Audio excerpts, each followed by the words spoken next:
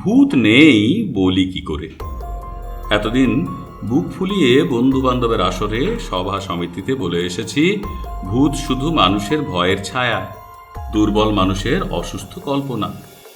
ভূতে বিশ্বাসী কয়েকজন বন্ধু তর্ক করেছে, পৃথিবীতে তোমার চেয়ে অনেক পণ্ডিত বিজ্ঞ লোকেরা ভূতের অস্তিত্ব স্বীকার করেছেন।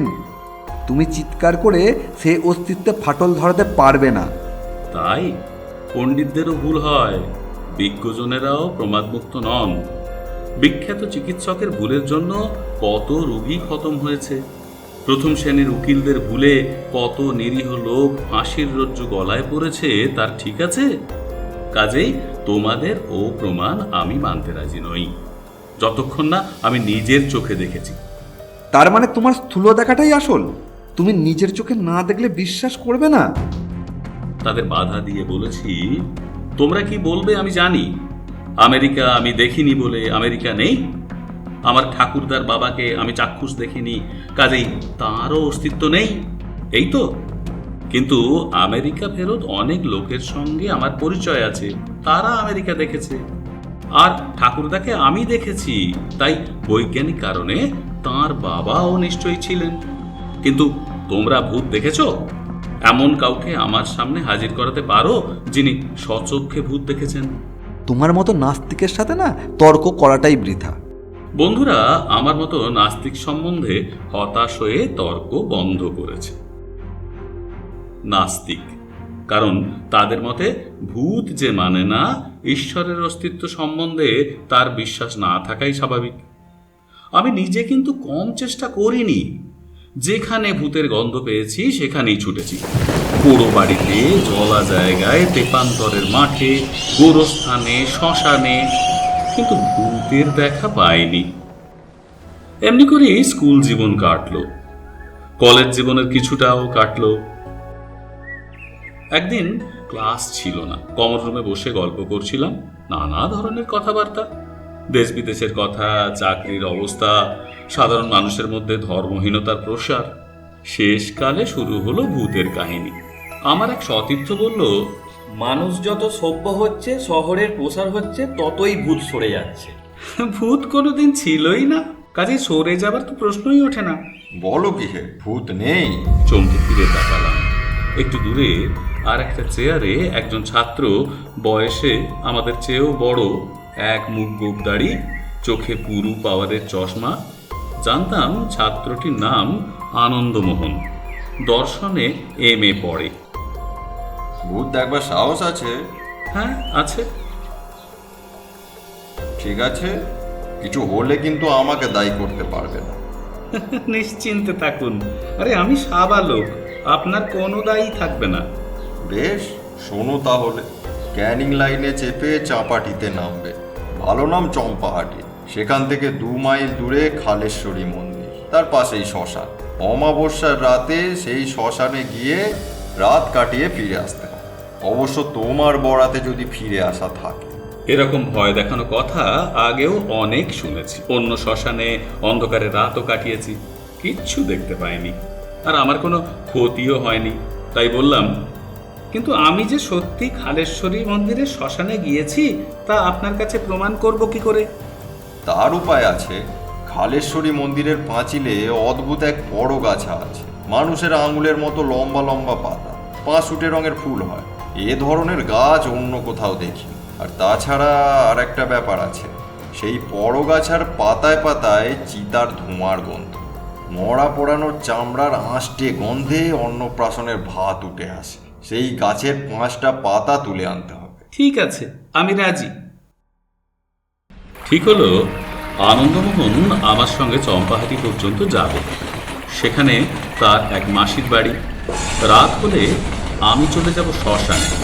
বড়গাছার পাতা নিয়ে ভোরবেলা ফিরে আনন্দমোহনের সঙ্গে দেখা করব। যদি পারি, আনন্দমোহন পেট পুরে কলেজ কেবিনে খাওয়াবে। তাছাড়া করে 10 টাকার একটা নোট দেবে। আনন্দমোহনের মেশো অনেক বারণ করলো। বাবা, ওসব গোয়ার তুমি করতে যেও না, জায়গাটা খুবই খারাপ। তান্ত্রিকরা ওখানে উপাসনা করেন, অমাবস্যায় নির্ঘাত ওদের আবির্ভাব হয়। ওদের সঙ্গে মোলাকাত করতেই তো যাচ্ছি। রাম রাম, বিপদে পড়লে রাম নাম জপ করবে। আর কি বলবো বাবা, এসব সর্বনেশে খেলায় মেতো না, কোনোদিন মুশকিলে পড়ে যাবে।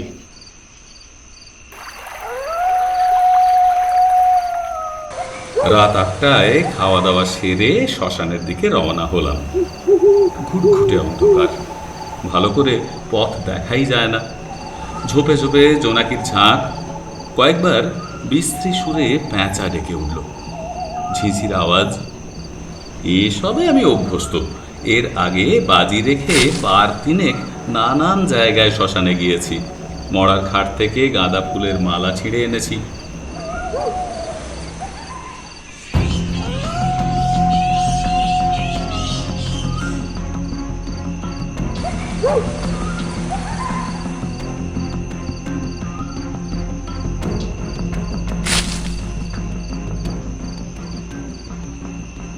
প্রায় ঘন্টা তিনেক পরে শ্মশানে পৌঁছলাম।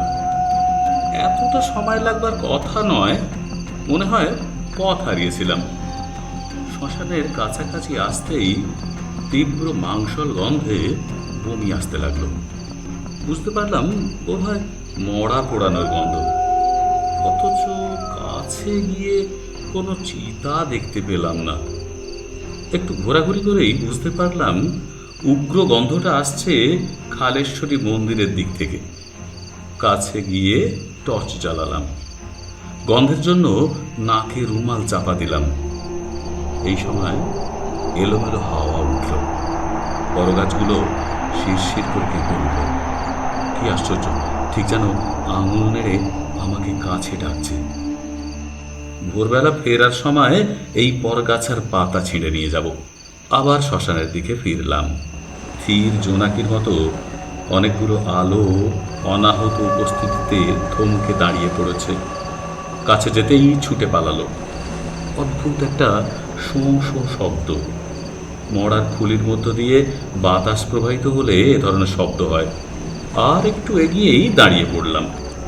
উঁচু ঢিবির ওপর বাঁশের খাট, তার উপর একটা মরা, মুখ ঢাকা।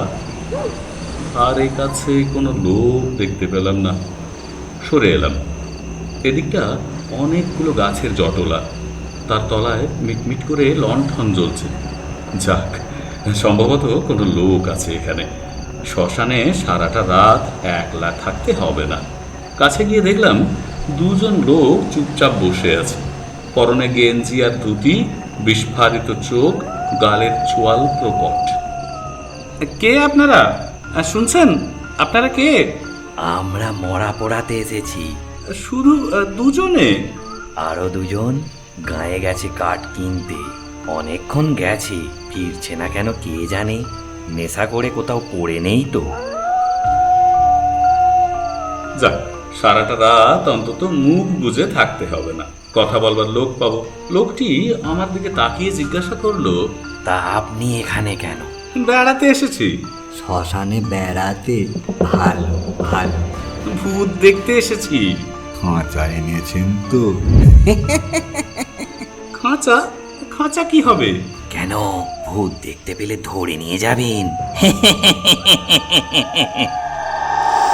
বুঝলাম ঠাট্টা করছে। কোনো উত্তর দিলাম না। কিন্তু কতক্ষণই বা চুপচাপ থাকা যায়। এক সময় জিজ্ঞাসা করলুম, কে মারা গেলেন? আমাদের দাদা। এ তো মুশকিল হলো। কতক্ষণ এভাবে বসে থাকবো? এত দেরি তো হবার কথা নয়। এই চলো তো একটু এগিয়ে দেখি। আপনি বসে বসে শ্মশানের হাওয়া খান মশাই, আমরা গাঁয়ের দিকে একটু এগিয়ে গিয়ে দেখি। বসে বসে দেখলাম লণ্ঠনের ম্লান দীপ্তি গাছপালার আড়ালে ঢাকা পড়ে গেল। হাওয়ায় গড়াতে গড়াতে পায়ের কাছে গিয়ে একটা ঠেকল।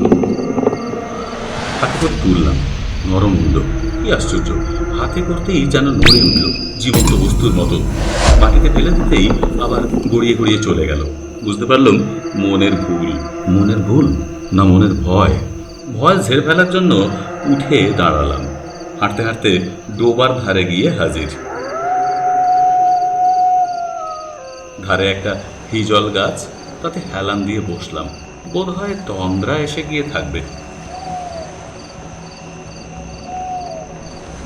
গায়ে ফোঁটা ফোঁটা বৃষ্টি পড়তে চমকে জেগে উঠলাম। টর্চের আলোয় ঘড়ি দেখলাম রাত 3টে। তার মানে অনেকক্ষণ ঘুমিয়েছি, আর ঘন্টা খানেক। চার্চের সময় এখান থেকে রওনা হলে 6টা নাগাদ আনন্দমোহনের মাসির বাড়ি পৌঁছে যাব। তার আগে বড়গাছের পাতাগুলো ছিঁড়ে নিই। আবার মন্দিরের কাছে এলাম। হাত বাড়িয়ে পাতা ছিঁড়তে গিয়েই বিপদ, কিছুতেই ছিঁড়তে পারলাম না। কি শক্ত পাতা! শুধু তাই নয়, মনে হলো কে যেন আমাকে ধাক্কা দিচ্ছে, কিছুতেই পাতা ছিঁড়তে দেবে না। মনে পড়ে গেল পকেটে ছুরি আছে। ছুরি বের করে 5টা পাতা কেটে নিলাম। ঠিক মনে হলো মানুষের দেহের উপর যেন ছুরি চালাচ্ছে। তারপরেই অবাক কাণ্ড, কাটা পাতা থেকে টপ টপ করে রক্ত ঝরে পড়তে লাগলো। রক্ত মানে লাল রঙের রস। পাতা 5টা রুমালে বেঁধে শ্মশানে ফিরে এলাম। মিটমিট করে লণ্ঠন জ্বলছে, তাহলে লোকগুলো বোধহয় ফিরে আসছে। লণ্ঠনের কাছে গিয়ে চমকে উঠলাম। সারি সারি 3টে খাটিয়া, কিন্তু লোকজন কোথায়? এটা এলোই বা কখন? টর্চের আলো ফেললাম খাটিয়ার ওপর। তারপর মনে হলো পিঠের শিরদাঁড়া বয়ে ঠান্ডা শিহরণ নেমে গেল। আমার সমস্ত শরীর চলতে লাগলো। এ কি করে হলো? 3টে খাটিয়াতে এক মরা, এক বয়স, একই রকম দেখতে। লণ্ঠন নিয়ে যে দুজন বসেছিল, এখন মনে পড়ল তাদের দুজনের তো একই রকম চেহারা, সেই চেহারা খাটিয়ার ওপর। এবার বুঝতে পারলাম বেশ একটা ভয় ভয় করছে। কোনো যুক্তি দিয়ে মনকে বোঝাতে পারলাম না এরকম কি করে হতে পারে। শ্মশানে থাকতে সাহস হলো না। চম্পাহাটির দিকে রওনা হলাম। পিছন ফিরতেই মনে হলো কারা যেন খ্যাঁক খ্যাঁক করে হেসে উঠল। না কিশোরী বলল,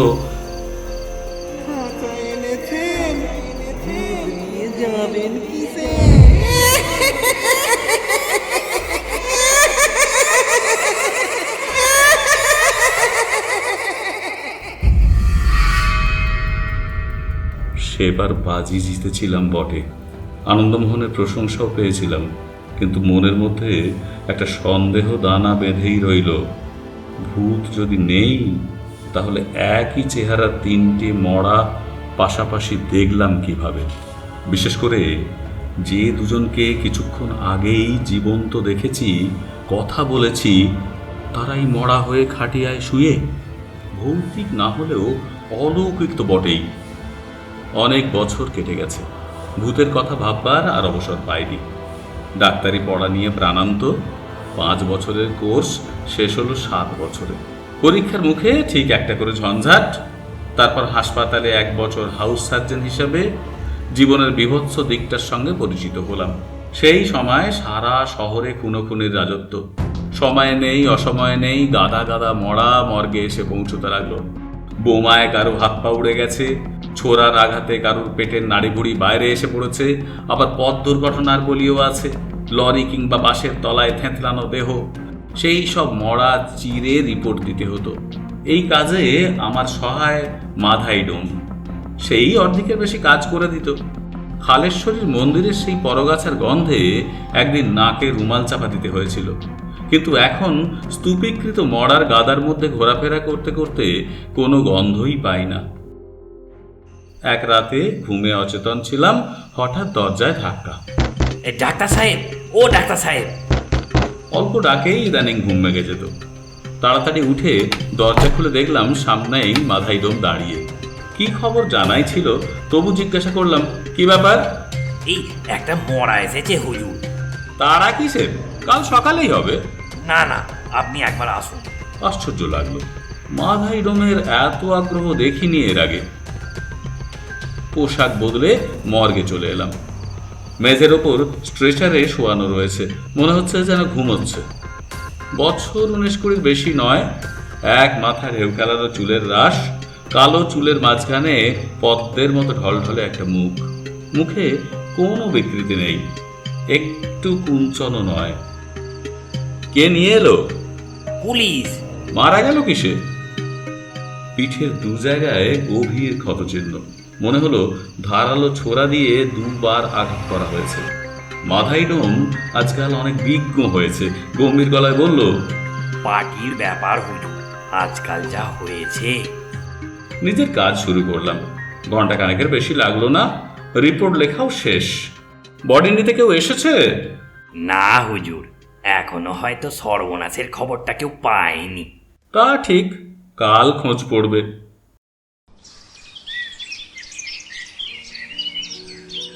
পরের দিনও কেউ এলো না। পুলিশ মৃতদেহের ফটো নিয়েছিল, তার ফটো ছাপিয়ে দিয়েছিল বড় বড় খবরের কাগজে। দিন চারেক পার হয়ে গেল, দেহ নিতে তবুও কেউ এলো না। ওষুধ ইঞ্জেকশন দিয়ে লাশ সংরক্ষণ করা হচ্ছিল যাতে গন্ধ বের না হয়, কিন্তু দেহ আটকে রাখার একটা সীমা তো আছে। মাধাইডোম এসে তাগাদা করতে লাগলো।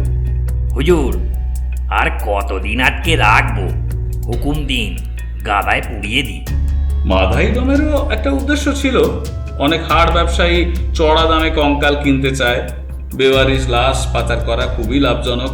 যখন আমি ভাবছি কি করব, তখন একজন ছাত্র এসে খবর দিল।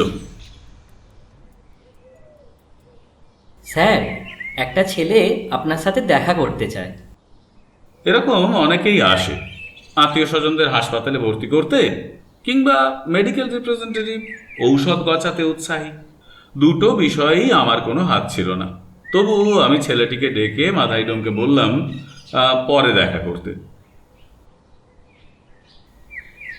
ছেলেটা আমার ঘরে ঢুকতেই আমি অবাক হয়ে গেলাম। চেহারায় এমন মিল হয়! মৃত মেয়েটির সাথে অদ্ভুত সাদৃশ্য। চোখ, মুখ, রং সব একই রকম। মনে হচ্ছে মেয়েটি যেন পুরুষের বেশ পরে এসেছে। কিছুক্ষণ কথা বলতে পারলাম না, তারপর বললাম, কি চাই? আমি আমার বোন আভার বডিটা নিতে এসেছি। ছোড়া মারার কেস। আপনার এত সময় লাগলো কেন? আমি অনেক দূর থেকে আসছি, পত্রিকায় ছবি দেখে তাকে চিনতে পেরেছি। দেশ থেকে এই সংগ্রাম যে কবে শেষ হবে। আচ্ছা, আপনার সঙ্গে আপনার বোনের চেহারার কিন্তু অদ্ভুত মিল। সত্যি কথা বলতে কি, আমরা যমজ। আমি আবার চেয়ে 7 সেকেন্ডের বড়। বডি ছেড়ে দেবার জন্য যা প্রয়োজন ছিল তাই করে দিলাম। মনে একটা সান্ত্বনা পেলাম। যাক, মেয়েটির দেহের সদ্গতি হবে। কোয়ার্টার থেকে বের হয়ে হাসপাতালে ঢুকছি, মাধাইডোমের সঙ্গে দেখা। হুজুর, আর একজন লাশের খোঁজদের এসেছে। কে? কার লাশের? সেই ছোড়া মারার কেস হুজুর, অল্প বয়সী মেয়েটার। বলিসনি কাল তার ভাই লাশ নিয়ে গেছে? বলেছি হুজুর, ভদ্রলোক একবার আপনার সাথে দেখা করতে চান। বিরক্তিকর। ঠিক আছে, আসতে বল।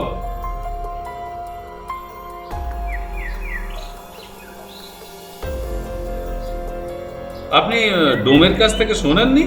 হ্যাঁ, শুনেই তো আপনার কাছে এসেছি সত্যি কথাটা জানতে। এ আর সত্যি মিথ্যে কি? ভাই এসে লাশ নিয়ে গেছে, যমজ ভাই।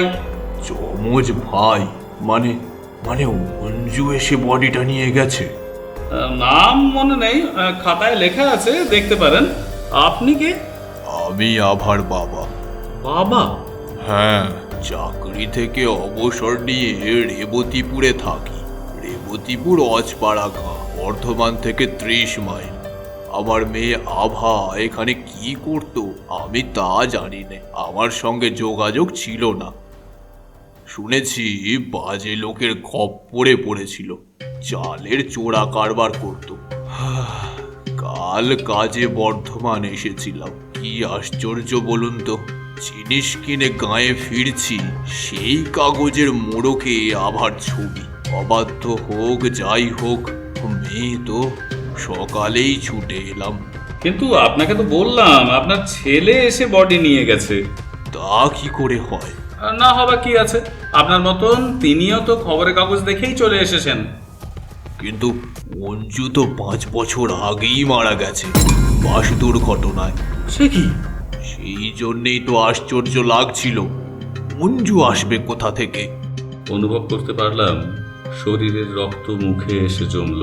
অনেক বছর আগে খালেশ্বরীর মন্দিরের পাশে শ্মশানের সেই অভিজ্ঞতা মনকে আচ্ছন্ন করল।